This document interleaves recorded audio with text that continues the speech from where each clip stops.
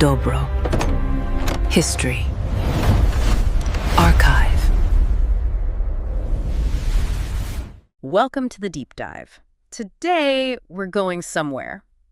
Well, somewhere cold, remote, and really profoundly mysterious. We are. We're going 20 miles off the Scottish coast to the Outer Hebrides. And specifically to this immense stone sentinel out there known as the Flannan Isles Lighthouse. And this is the location, the definitive location of one of the world's most enduring, most famous maritime enigmas. The total disappearance of 3 lighthouse keepers. Exactly.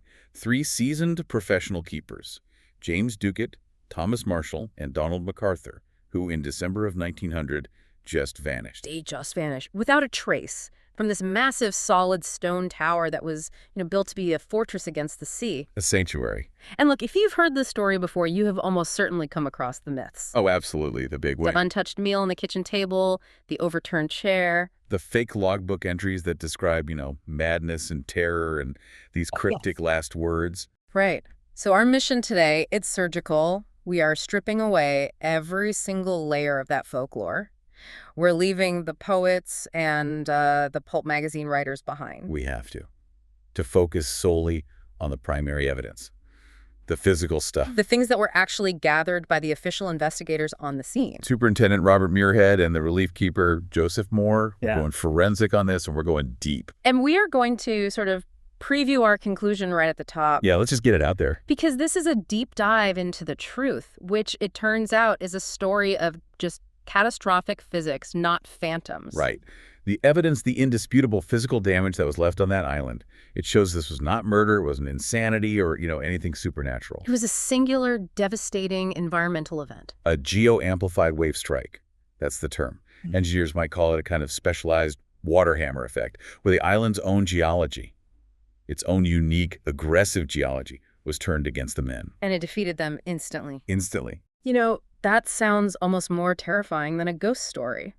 It is. The idea that the very rock foundation built to protect them was actually weaponized against them by the sea. Okay, so let's unpack this. Because to understand how a wave could do that, could defeat a massive stone structure built by the legendary Stephenson engineers, The best in the business. we first have to understand the fundamental hostility of the place they were working in. The environment here isn't just rugged, it's aggressively hostile. And that's a key distinction, right? Absolutely. We're talking about Eilean Moor, the largest of the Flannan Isles. It's a small cluster of these jagged rocks, known locally as the Seven Hunters. And they're just sitting out there in the North Atlantic, west of the Isle of Lewis. Which means they get the full, unmitigated fury of the North Atlantic Ocean. It is a constant, relentless assault of wind and swell. Unmitigated fury. That's not just a phrase, it's the geographical reality. It is. You have the deepest parts of the ocean meeting rock that has resisted erosion for geological ages. The bedrock is something called Louisian gneiss. Okay, so what is that? We're talking about rock that dates back roughly 3 billion years. It's some of the oldest crustal material on the entire planet. So why does the age and the composition of the rock matter so much to the story of the disappearance? Because the rock is exceptionally hard. It's unyielding. It doesn't absorb wave energy like a sandy beach would. It just resists it. It resists it, absolutely. And that creates those sheer, precipitous drop-offs that define the island. So the kinetic energy of an incoming swell, it isn't dispersed gradually. It just hits a wall. Exactly. It hits a solid wall and is immediately reflected and redirected. And that redirection, that's the key to this whole story. And that redirection is where the natural geography becomes the main culprit, thanks to something called a geo. A geo, yeah. Or geoda, which is the Gaelic term. It refers to a narrow, steep-sided gully or inlet carved into the coastline. Okay. They're usually perpendicular to the shore, carved by millennia of wave action. And these are critical forensically because they function essentially as natural hydraulic chambers. Or funnels. Funnels is a great way to put it. So, imagine the ocean is a freight train, and the geo is a funnel that's forcing all of that mass through, I don't know, a soda straw. That's an excellent analogy. When a massive, deep ocean swell enters one of these narrowing channels, the rock walls compress the water. These squeeze the energy inward. So all that force, instead of spreading out horizontally, it gets shot upwards. It's translated into an immensely violent vertical surge. It literally launches the water skyward. Which means the sea can strike parts of the cliff face that are way higher than the theoretical wave height out in the open ocean. Vastly higher. It's defying the normal rules of wave physics because of that local compression. Right. And this localized amplification is the mechanism that lets us believe the physical damage that was reported later, which happened, hundreds of feet above sea level. Without understanding the geo effect, the whole thing just seems impossible. Impossible. Now, setting the stage here, it's also important to remember the island's history before the lighthouse was even conceived. It wasn't just remote, it was steeped in this deep cultural dread. That's right. For centuries, the locals knew the islands as the other country. It was a domain of spirits and phantoms, thanks in large part to this ancient 7th century chapel dedicated to St. Flannan that's on the island. So the belief was that the island was sacred and it resented humans being there. It did. Yeah. And the men who visited, sheep farmers, fishermen, they followed these really strict, specific, superstitious protocols. Like what? What do they have to do? Well, upon landing, they'd take off their hats and religiously turn sunwise, which is clockwise. A tradition to bring good luck, right? And to prevent cursing the land, they also used euphemisms for common animals. You're kidding. Like what? Well, they wouldn't call a rabbit, for instance. Why not? Because that might be seen as offending the island's ancient guardians. They had to use, softer, more respectful language. The point is, this place was already branded as dangerous, spiritual, and just resentful of human presence. So you have this persistent legend, the Phantom of the Seven Hunters, a spirit that supposedly guarded the rock. Right. So when the disappearance happened, the local population was already primed to just jump straight past any rational explanation. And land squarely on the paranormal. Yeah. They saw the lighthouse, this grand symbol of rational modernity and science, as a direct affront to the ancient chaotic spirits of the Atlantic. It's the perfect setup for a myth. The perfect setup. But the lighthouse itself was this immense human achievement, the ultimate effort to conquer that very chaos. And it was built by absolute masters. The designer was David Allen Stevenson, part of that legendary Stevenson engineering family. Right. They basically invented modern maritime safety in Scotland. Their reputation alone speaks to the quality of the build.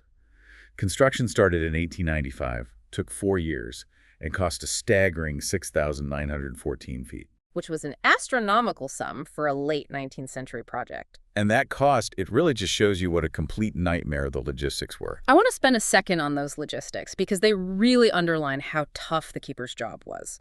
The contractor, George Lawson, had to haul everything. Every single thing. Tons of granite, cement, ironwork, the delicate lens components, all of it up these sheer cliffs that were 45 meters or 148 feet high, just to get to the compound. That's like stacking 15 people on top of each other and then trying to hoist a piano to the top. During a gale. It's incredible. It required specialized lifting gear, temporary rail systems, years of grueling physical labor, all on a rock that was constantly being battered. The cost wasn't just for the stone.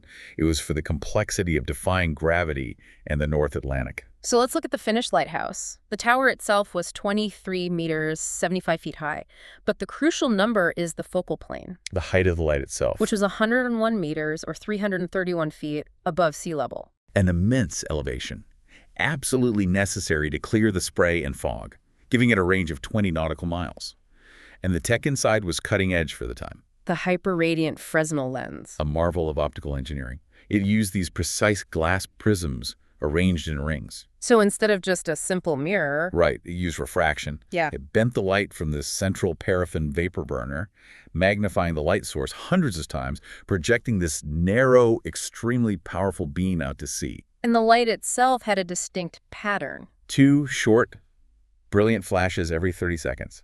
So ships knew exactly which light it was. And you mentioned the clockwork mechanism for rotation. We forget that these were basically giant manual grandfather clocks. Absolutely. The rotation was powered by falling weights, and the keepers had to manually wind those weights every few hours, day and night, to keep the light rotating smoothly. And if they didn't? If the winding stopped, the intense heat of the stationary lens, focused by the prisms, could crack the glass, or even start a fire. This constant manual duty, it just underscores the rigid, grueling reality of their routine. To really understand the moment they disappeared, You have to appreciate the infrastructure that literally kept them alive. And more importantly, the psychological discipline of the men who operated it. Starting with that infrastructure of survival, the logistics relied entirely on two separate landing stages, an east and a west landing. And they'd use whichever one was safer depending on the wind and the swell, right? Exactly. And connecting those landings to the tower was this vital, steep, cable-hauled railway, a tramway. And they had steam-powered cranes, these dillies, to hoist up supplies. Right. So the keepers were constantly fighting the sea, not just to keep the light burning, but to maintain the physical infrastructure itself against salt, corrosion, and wind. Those lifelines were everything. Now let's talk about the men themselves. A full lighthouse crew was 4 keepers, 3 on duty, 1 on shore leave. And it was a cycle. 6 weeks on, 2 weeks off.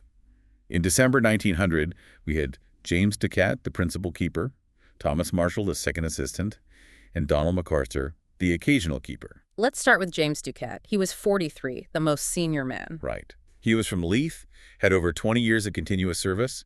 He was the very definition of a professional, reliable, highly experienced, and known for his strict, almost obsessive adherence to the regulations. So he was the man in charge. The logbook, the discipline of the crew, that was all on him. All on him. And his reputation makes the idea that he would, say, abandon the lighthouse during a minor storm or get into some drunken fight. All those fictional theories. It's completely inconsistent with 2 decades of exemplary service.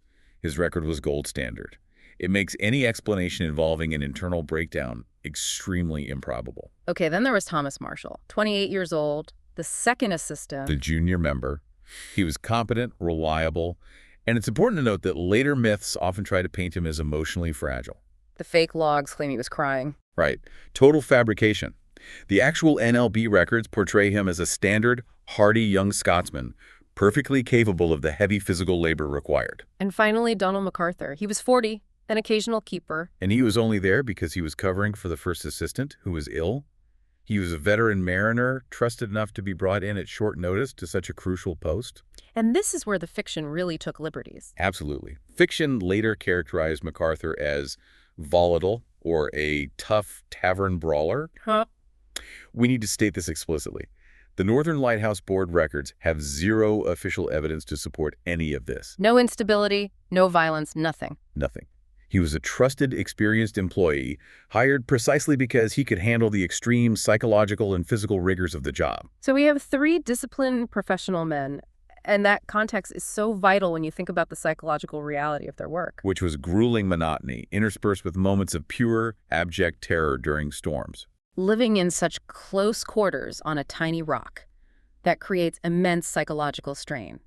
Cabin fever is a real thing. It is. But seasoned professionals like these men, they were experts at managing it.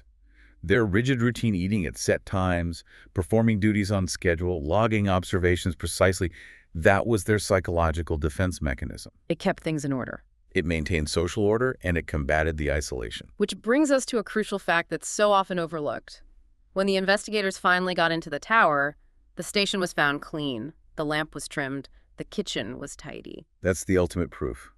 Discipline had not broken down. They were not fighting. They were not suffering from some paranoid delusion. Up until the very moment of the disappearance, they had performed their morning duties on December 15th perfectly. And they had maintained social order.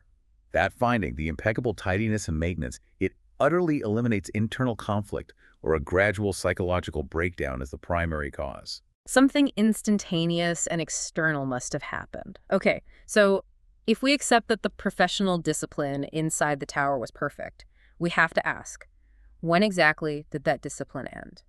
Right. What was the moment? Let's look at the granular detail now. Reconstructing the final hours and narrowing that window of disappearance down to just a few crucial hours on the afternoon of December 15th, 1900. We can start with the last confirmed contact. Superintendent Muirhead had visited on the Hesperus on December 7th.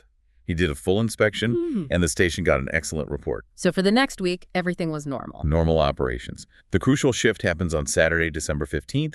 We know they were alive and active that morning. Their core morning duty was extinguishing the light, cleaning the lens, trimming the wicks, refilling the oil fountains. And that routine was completed flawlessly. And here's the forensic time marker. Investigators later found the station slate. Which is like a temporary notepad they use for daily entries? Exactly. And on it were meteorological observations for 9:00 a.m. on December 15th. This is proof positive the routine was followed up to mid-morning. And the notes also showed the barometer was dropping. A marked drop, indicating the weather was taking a definite turn for the worse. But the official logbook, the permanent record, that stops 2 days earlier. On the 13th or 14th? Why the discrepancy? The 9:00 a.m. data from the 15th was on that temporary slate, but it was never transferred to the official leather-bound logbook. And that was a task they'd do later in the day. Right. It was a detailed administrative task, usually done just before nightfall as they prepared to light the lamp for the night watch. So the fact that the transfer didn't happen, It strongly implies the men vanished before they could do their late afternoon administrative duties. that narrows the window dramatically, sometime between, say, 10:00 a.m. after their morning chores and dusk around 4:00 p.m. on that Saturday. And that evening, the light was not lit. The first external confirmation that something was terribly wrong came around midnight on December 15th. Tell us about the steamer, the Arkster. The Arkster was a passing steamer, and it reported to the mainland that the Flannan light was dark. This was a grave warning. The failure of the light meant the worst possible scenario had happened. The keepers were incapable of doing their fundamental duty. Right. And what's fascinating and deeply tragic is the bureaucratic failure that happened next. The Arkster's report was delayed. It got held up in transmission and processing by the Northern Lighthouse Board for several crucial days. It was a disastrous delay. The board was busy. Maybe the remoteness contributed to a lack of urgency, but it meant the island just lay silent, unmanned, and unmonitored for another 10 days. While increasingly severe winter storms were battering the Hebrides. So no rescue vessel could even attempt a landing. The light stayed dark for 11 nights. Until Boxing Day, December 26th. That's when the relief vessel, the Hesperus, finally arrived, commanded by Captain James Harvey. And Captain Harvey's observations immediately signaled distress. There was no flag flying from the mast, which was customary. And no answer to their signals. No answer to their steam whistle or their rockets. And the landings were eerily empty. Standard protocol meant the keepers should have been waiting there to help with the arrival. The silence must have been just paralyzing for that crew. They knew immediately. This wasn't a matter of illness or some minor mechanical fault. This was something much worse. So the next stage of this investigation, it really belongs to one man. Joseph Moore, the relief keeper, who finally managed to row ashore and climb those 160 steps to the compound. And his findings are the true forensic evidence. And they contradict almost every single detail of the popular story. Moore's written account of that climb is chilling. It is. He found the entrance gate closed. The main door to the lighthouse tower itself was also closed. But here's the critical piece of evidence. It was unlocked. Why is the unlocked door so significant? It suggests they left quickly, with the intent to return immediately. Or at least that the last man, who we suspect was MacArthur, secured the door against the wind out of pure habit. But didn't have the time or presence of mind to engage the heavy lock. Right. They were moving in a hurry, under duress, not just leaving for shore leave. Okay, now let's tackle the biggest myth of all. The one that defines the whole story for the public. The Marie Celeste scenario. The untouched meal. The overturned chair. The idea that they were interrupted mid-dinner. Everyone believes this. And it is 100% fiction. That imagery, the half-eaten food, the spilled drink, it was explicitly invented by a poet, Wilfred Wilson Gibson, in his 1912 ballad, Flannan. A piece of work that captured the public imagination but had zero factual information. Exactly. So if we strip away the poem, what did Moore actually find in that kitchen? The exact opposite of chaos. Moore's testimony and Superintendent Muirhead's official report state the kitchen was exceptionally clean and tidy. He specifically noted the utensils were clean. Right. He said kitchen utensils were all very clean, which is a sign that it must be after dinner sometime they left. There was no meal set out. The fire in the grate was out, and the ashes were cold. Meaning it hadn't been stoked for days. And most importantly, the chair was not overturned. So the key takeaway is order, not chaos. The men were not interrupted in a moment of leisure. Not at all. They had finished their duties and cleaned up after themselves. And the same order was found upstairs. The light mechanism was in perfect condition, trimmed, cleaned, full of oil. Confirming the morning work of the 15th was done. Exactly. The beds had been slept in, the clock had simply stopped, which was inevitable after 10 days. The orderliness of the entire living area strongly suggests that when they left, they did so under a degree of control. probably to handle some necessary external task. So the transition from perfect order to total vacancy must have been instantaneous. It had to be. And the definitive clue as to why they left was found in the entrance hallway where they stored their heavy gear, the wardrobe evidence. This is where the professional logic of the keepers provides the most heart-wrenching insight. Yeah. What did Moore find missing? Moore noted that 2 sets of oilskins and sea boots, the heavy foul-weather gear you need to survive outside in a North Atlantic December, were missing. And these belonged to 𝐏𝐏𝐃 and Marshall. The principal keeper and the second assistant. Okay, so 2 men were intentionally dressed for extreme weather, confirming they planned an outing to do some necessary task. But the critical discrepancy is the 3rd man. Yes. The oilskins and sea boots belonging to Donald MacArthur, the occasional keeper, were still hanging on his assigned peg. And this single detail is the cornerstone of the whole emergency theory. 𝐏𝐏𝐃 and Marshall went out equipped and prepared. And MacArthur rushed out without his protective gear. In a North Atlantic winter, a seasoned keeper would never, ever voluntarily go out onto those exposed rocks in his indoor uniform or shirt sleeves. Never. Which means MacArthur's departure was not part of the plan. It implies an act of immediate, desperate urgency, a life-or-death situation unfolding right in front of him. He was the last to leave, reacting to a sudden crisis. Rushing out to warn or assist the other 2. To go out into that spray and wind without oilskins in those temperatures, it guarantees immediate exposure, hypothermia. It proves he wasn't focused on his own safety. He was focused on his colleagues. So if the inside of the lighthouse proves the men were disciplined, the West Landing, where they were almost certainly swept away, tells the story of the sheer, devastating violence that ended their watch. This is the smoking gun. This is what supports the accidental drowning theory. Superintendent Muirhead returned to the island shortly after Moore's discovery to do his official damage assessment. And he was an engineer, not a spiritualist. He documented irrefutable evidence of destruction concentrated entirely at that West Landing, which, critically, sits inside one of those geos. Describe the specific damage he found. We need to get a sense of the scale of the force involved here. Okay, first, he documented the structural damage.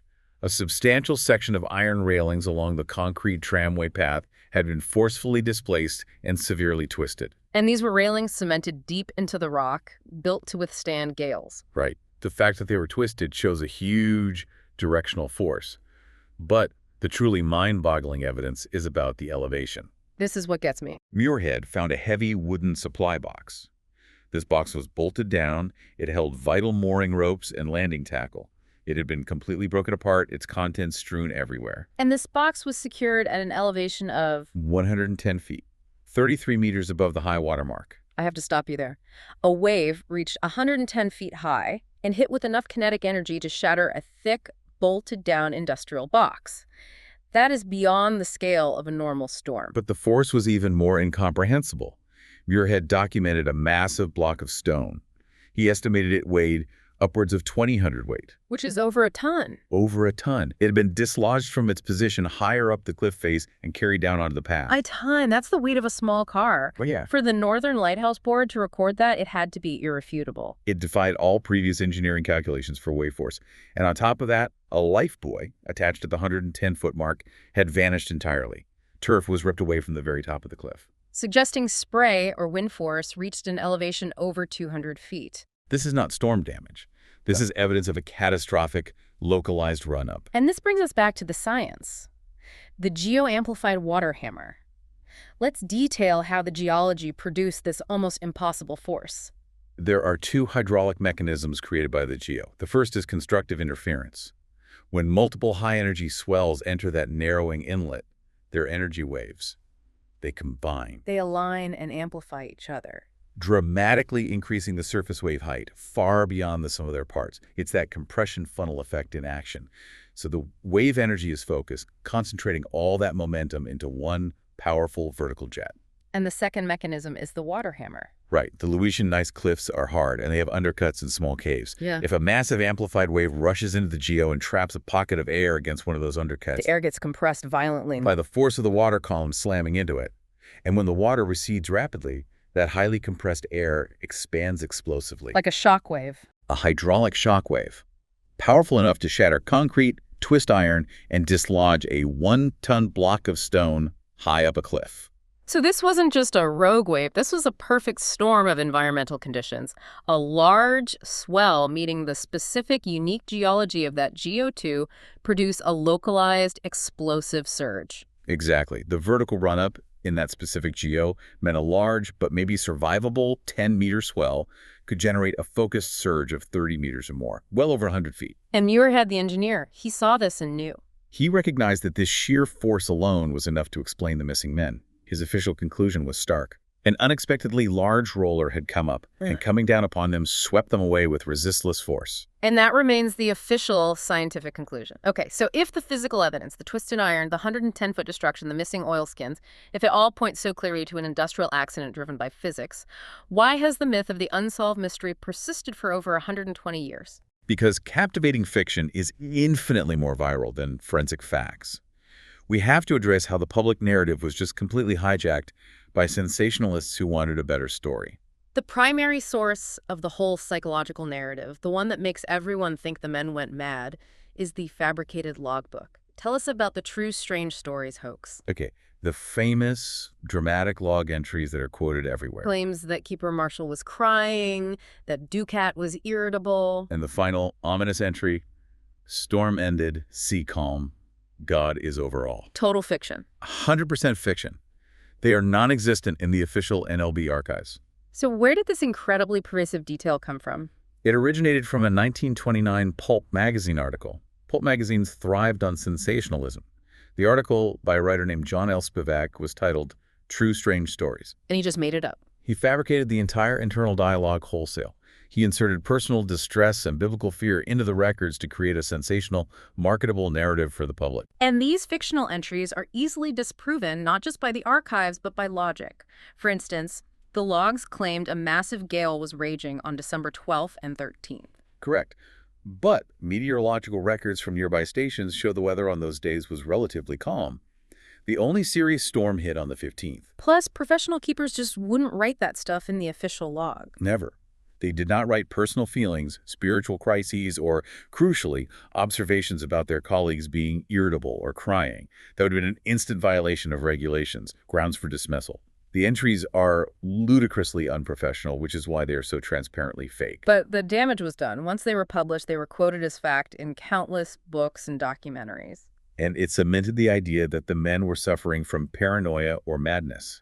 And this was compounded by early media coverage. In 1901, magazines like The Sphere rushed to publish these sensationalized drawings that emphasized the eerie emptiness. Framing it not as an industrial accident, but as a Gothic ghost story from the very beginning. Exactly. And then the poet, Wilfred Wilson Gibson, he provided the ultimate visual lie. The overturned chair. Yes. His 1912 ballad, Flannan, is so powerful that its invented line remains the public's dominant image. For at the table head, a chair lay tumbled on the floor. That image and the untouched meal became the accepted truth. Completely overriding Joseph Moore's clear forensic testimony that the kitchen was tidy and the fire was cold. Art just superseded history and, frankly, accountability. Let's briefly address the other alternative theories just to put them to bed. A fight, murder, suicide. Impossible. It fails entirely to explain the catastrophic physical damage at the West Landing. The one-ton rock. Why would a man who committed a double murder then go move massive stones 110 feet up a cliff?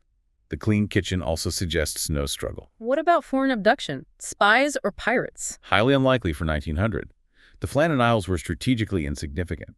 And more importantly, trying a covert landing on those jagged cliffs in a mid-December storm would have been suicidal for any raiders. The risk just wasn't worth the reward. Not at all. Yeah. Ultimately, the evidence of the sea's immense power is the only explanation that accounts for both the total disappearance and the physical damage recorded. So we have all the pieces now.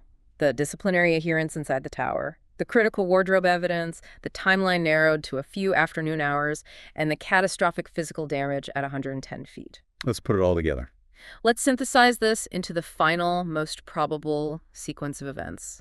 A story that, far from being a tale of madness, is actually a grim narrative of duty and desperate heroism. The timeline focuses squarely on the mid-afternoon of December 15th, probably between 2:00 p.m. and 3:43 p.m. as the weather was getting rapidly worse. So walk us through the rationale of Principal Keeper Ducat.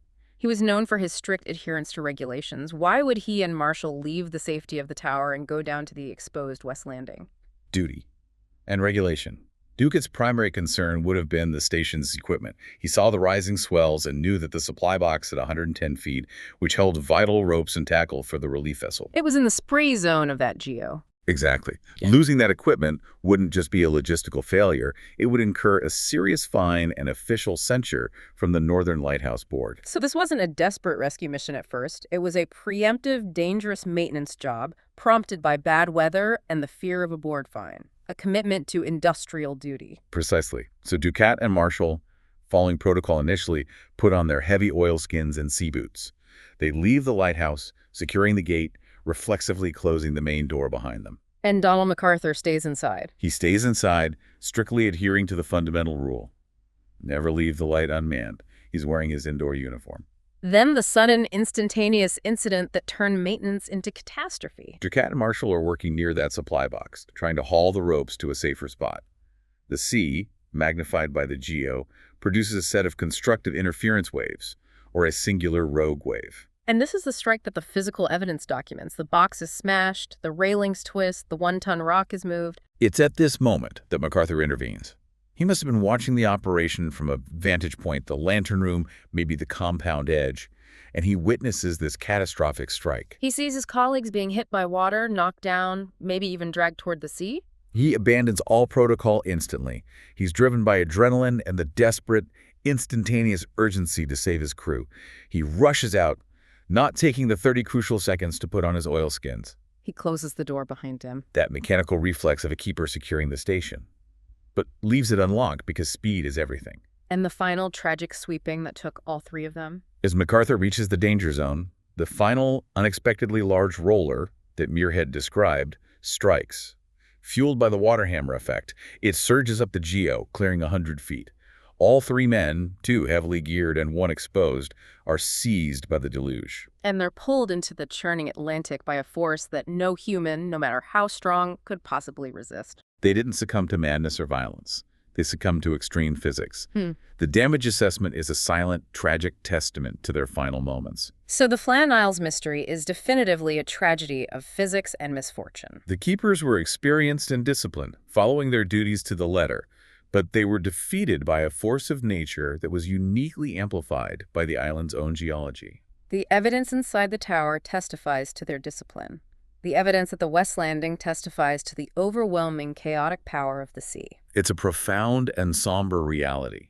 Two men trying to secure their station's equipment against a fine, and a third man sacrificing himself in an instantaneous, desperate attempt to save his friends. The fact is, the twisted iron, the smashed box 110 feet up, and the missing oilskins tell a far more heroic and terrifying story of natural power than any made-up ghost tale ever could. It is the truth behind the mystery. Which leaves us with a final, provocative closing thought for you, the learner.